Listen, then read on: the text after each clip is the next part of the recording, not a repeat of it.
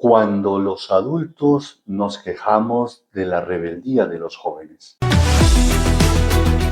Reflexionando con Leo, psicólogoalamano.com.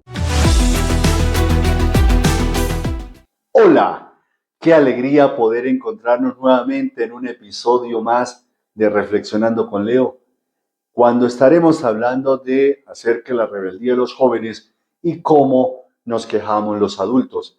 ¿Qué hacer? ¿Cómo actuar ante esa situación? Partamos de una realidad. Una realidad es que es parte de su identidad. Un joven que no sea rebelde, podríamos pensar que podría estar enfermo, quizá. Un joven siempre está dispuesto a llevar la contraria. Probablemente porque no sabe ni siquiera qué, probablemente porque los amigos, lo que sea, pero siempre está dispuesto a llevar la contraria.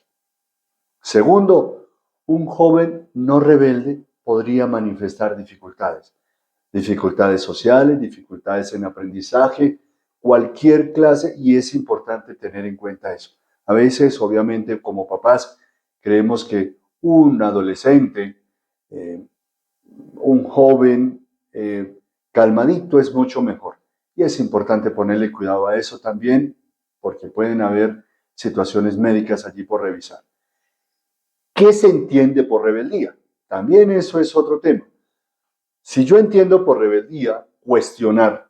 Si yo entiendo por rebeldía, llevar la contraria. Si entiendo por rebeldía, entonces irle a lanzar piedras a la ventana del vecino. Una cosa es rebeldía y otra cosa es un delito. Una cosa es un joven rebelde y otra cosa es un joven delincuente.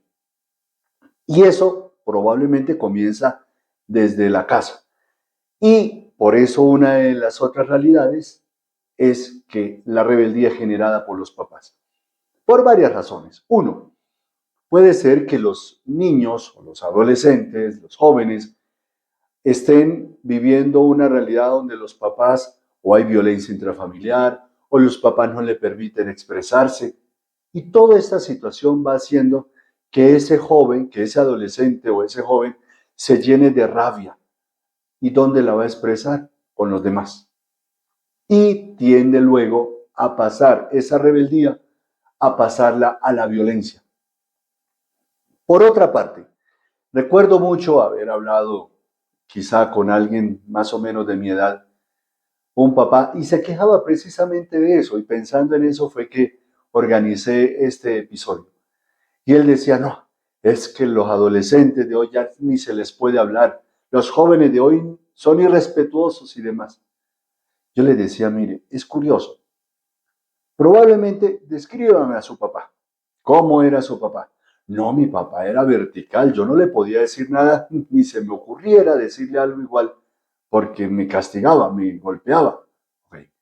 Usted tuvo un papá vertical y usted queriendo hacer las cosas diferente, no sé si mejor, pero por lo menos diferente, quiso ser el mejor amigo de sus hijos. Y déjeme decirle que un papá jamás puede entrar a ser el mejor amigo de sus hijos. Una cosa es ser amigo de y otra cosa es tener una relación lo más amigable posible, porque usted siempre va a ser el papá y va a haber una autoridad allí. Usted es una figura de autoridad. En los amigos no hay figura de autoridad, en los amigos hay figura, somos iguales. Entonces, cuando usted empieza con aquello de ser el mejor amigo de sus hijos, usted mismo empieza a perder la autoridad. Y luego usted, para ser mejor amigo, entonces no le pone límites, no le exige, le da todo lo que su hijo quiere.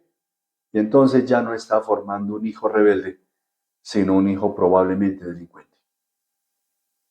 Características y causas entonces de la rebeldía. Primero, es parte del desarrollo de su identidad.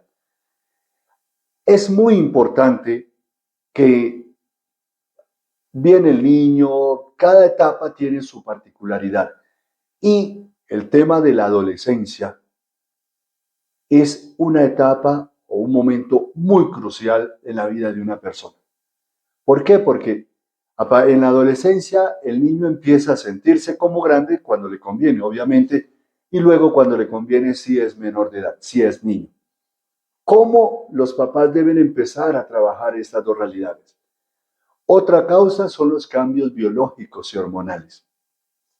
Si usted, papá, si usted, mamá, no conoce sobre los cambios biológicos y hormonales de sus hijos en la adolescencia, usted no va a lograr ayudarles a ellos de ninguna manera.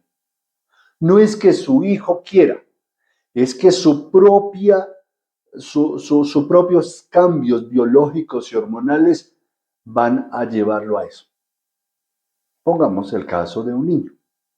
Con la adolescencia empieza y aumenta la producción de la testosterona. La testosterona es la que hace que los varones nos sintamos grandes, poderosos, invencibles. Un niño no. Y obviamente el niño no va a saber que eso está ocurriendo en él.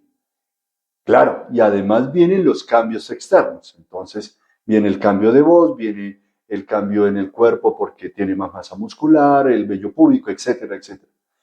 Y en una chica viene todo el tema del origen o comenzar la menstruación, etcétera, con todos los cambios internos y hormonales que se producen en ella. Entonces, vale la pena que tengamos en cuenta.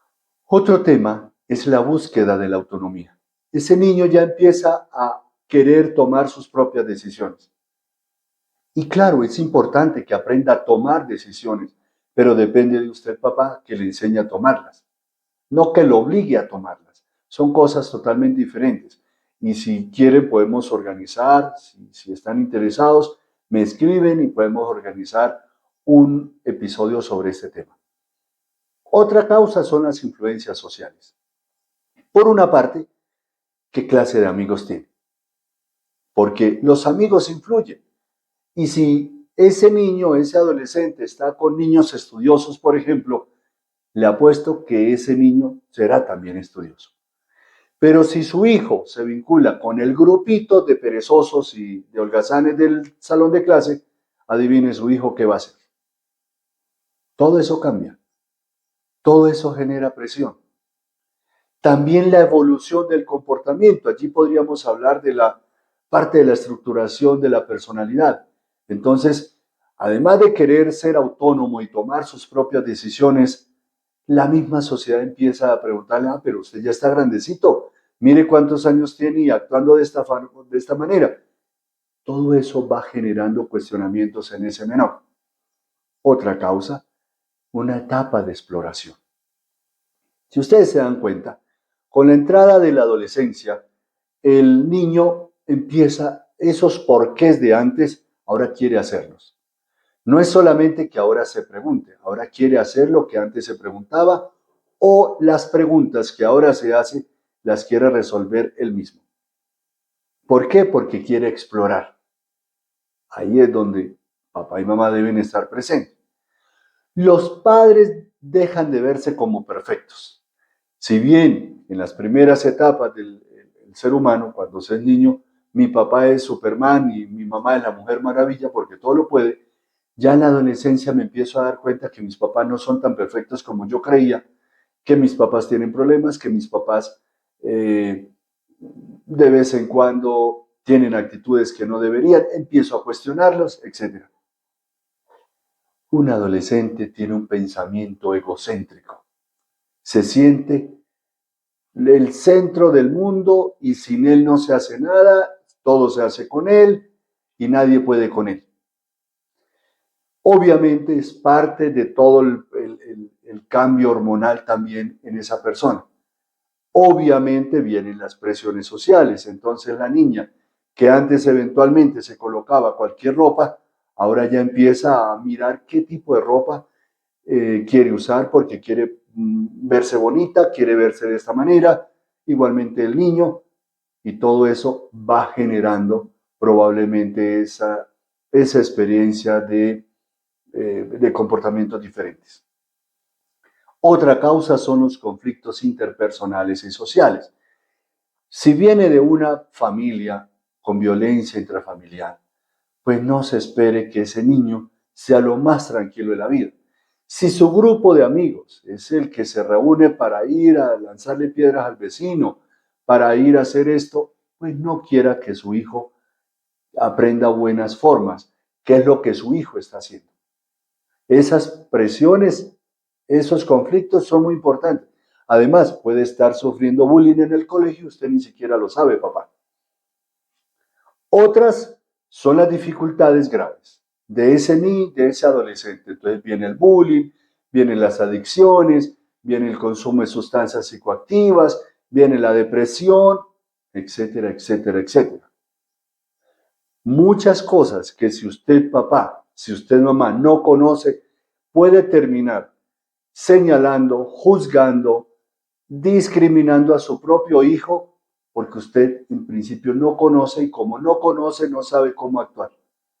Y es más fácil señalar que buscar soluciones.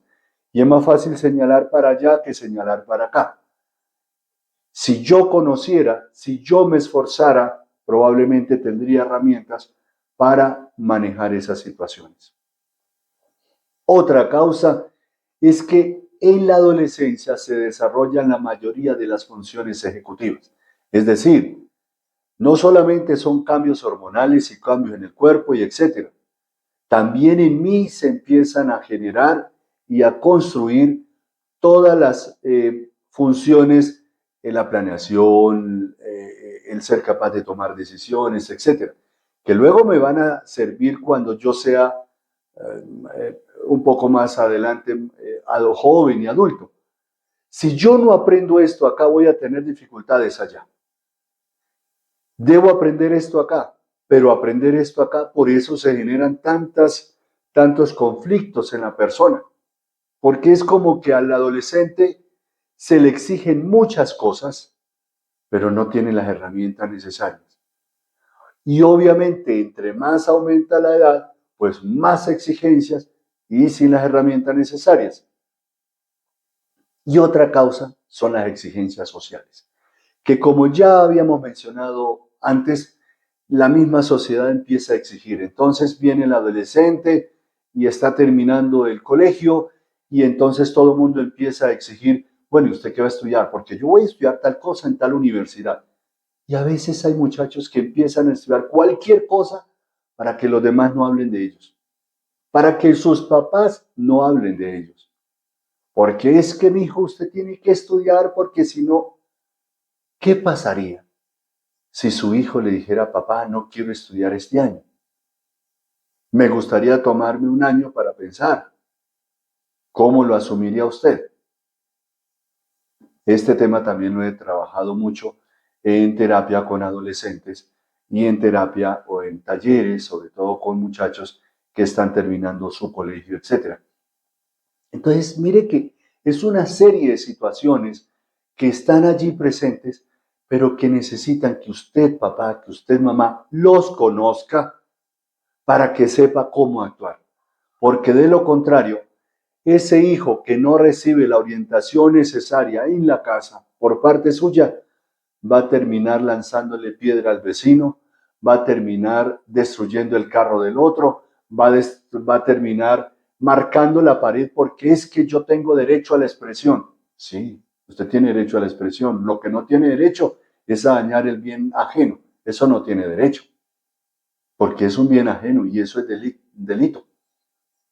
Ah, pero es que yo, sí. Entonces, una cosa es descubrir el tema de la rebeldía y otra cosa es hasta qué punto esa rebeldía termina siendo delincuencia. A uno le llama la atención ciertos comportamientos de ciertos jóvenes en ciertas ciudades, en ciertas universidades, a los que no se les puede hacer nada, la policía no hace nada, pero son capaces de detener el transporte y el tráfico de todo el mundo y todos, cansados de trabajar durante el día, tienen que bajarse para caminar. Eso es rebeldía. Ah, pero detrás de ellos hay unos papás. Entonces veamos a los papás. ¿Qué pasó allí? Entonces, ¿qué hacer ante la rebeldía de los jóvenes? Primero, es muy importante fomentar el diálogo. Y fomentar el diálogo desde la niñez. Si un niño sabe dialogar, si un papá se ofrece a dialogar y tiene apertura de diálogo con sus hijos, ese niño va a tener con quién hablar. Si su hijo cuestiona algo, qué bueno, papá, mamá, que usted tenga argumentos también para hacer una disertación con él, con ella. Y no simplemente como se acostumbraba antes, esto se hace así porque yo lo digo, porque soy su papá y etcétera. No, hoy los muchachos cuestionan. Y es bueno que usted, papá, también sepa darle respuestas. Importante los límites y las normas. Pero no los límites y las normas cuando el niño ya está grande. Los límites y las normas se empiezan a colocar desde bebé. Desde bebé empiezan a colocarse límites y normas. Con amor, siempre. El amor es muy importante. Por eso se le atribuye a San Agustín, ama y haz lo que quieras. Una norma con amor implica ejemplo, pero una norma con amor muy probablemente es más aceptada que una norma con imposición. Porque en los primeros años su hijo le va a hacer caso porque le tiene miedo. Pero luego cuando ese hijo crece, ya no le va a hacer caso porque ya no le tiene miedo. Pero cuando la norma está con amor, ese hijo va a saber que papá me ama, que mamá me ama y él quiere lo mejor para mí. Entonces, y yo puedo tener la tranquilidad de poderle preguntar, papá, esto, aquello y lo demás allá. Pero muchas veces hay muchos papás, muchas mamás que o no tienen el tiempo o ni siquiera se dan la oportunidad de hablar con sus hijos. Entonces la mejor forma de sus hijos de llamar la atención es la rebeldía pasándose a la delincuencia. ¿Qué hacer? Ser pacientes y respetuosos. Reconocer la etapa por la que están pasando sus hijos. Reconocer que hay un sinnúmero de cambios en sus hijos, que sus hijos también están formando una idea, una identidad propia, y entonces todo eso va a hacer que sus hijos también piensen diferente. Si usted es paciente, si usted es respetuoso con sus ideas, claro, también le va a pedir respeto para acá, porque la familia, el hogar, es una pequeña sociedad. El colegio es una pequeña sociedad. Entonces, si el niño aprende desde la casa a respetar, va a respetar en el colegio, va a respetar en otros ámbitos sociales. Ofrecer apoyo y orientación. No suponer, papás, no suponer que su hijo no tiene problemas, no tiene preguntas, no tiene nada. Porque las tiene. Y de vez en cuando, qué bueno abrir esos espacios de preguntas, que sus hijos puedan cuestionar, que sus hijos, y en medio de ese diálogo poder orientar, poder ser apoyo, ser padres presentes. ¿Cuántos muchachos he tenido en acompañamiento psicoterapéutico que llegan por cuestiones de droga, de lo que los papás llaman depresión, incluso intentos de quitarse la vida? Y lo que va uno descubriendo detrás de todo eso es que los papás no han estado presentes porque han estado muy ocupados en otras cosas. Cuando los papás están muy ocupados en otras cosas y se olvidan que lo más importante son sus hijos, vienen los problemas grandes. Enseñar a discernir. Y todo esto se da desde el diálogo. Si usted dialoga, si usted le da argumentos a su hijo va a adquirir argumentos en su vida. Y cuando le hagan una propuesta que él considere que no debería hacer, su hijo la va a cuestionar. Su hijo va a pensar si debería o no debería. Pero eso comienza desde la casa. Ahora, si eventualmente muchas de estas cosas ya no se hicieron, si su hijo en este momento rebelde y casi que delincuente, si usted ya no sabe qué hacer, es importante y pertinente y urgente la búsqueda de ayuda profesional. Con mucha frecuencia, los jóvenes, los adolescentes, escuchan más a otras personas que a los mismos papás. Pero ya que usted, papá, ya que usted, mamá, por la razón que haya sido, no hizo lo que debía hacer en el momento que debería haberlo hecho, y en esta situación su hijo está pasando, o usted cree que su hijo ya está al borde de la delincuencia y demás, es importante la ayuda de profesionales que con mucho gusto estaremos prestos a aportar, a acompañar. Porque muchas veces lo que sus hijos están queriendo decir no es lo que supuestamente están mostrando. Sus hijos probablemente están al borde del abismo y no saben ni siquiera cómo expresarlo. Y el encuentro con el profesional es la oportunidad que usted, papá, que usted, mamá, le da a su hijo para que camine, para que se encuentre, para que reflexione, para que se reoriente. Si este episodio a usted le ha arrojado herramientas y cree que le puede servir a otros, recuerda que nos puede acompañar y nos puede apoyar en este canal Psicólogo a la Mano de 4 maneras. Zul y Coco. Suscríbete, deja un like, deja un comentario y comparte. Recuerda que cuando tú compartes también le estás diciendo a la otra persona te amo. Por ahora, muchas gracias por acompañarnos. Que Dios les siga bendiciendo. Si ustedes son papás, que Dios les siga dando las luces para ser los mejores papás que sus hijos necesitan. Y seguramente nos podremos encontrar en un nuevo episodio de Reflexionando con Leo. Felicidades.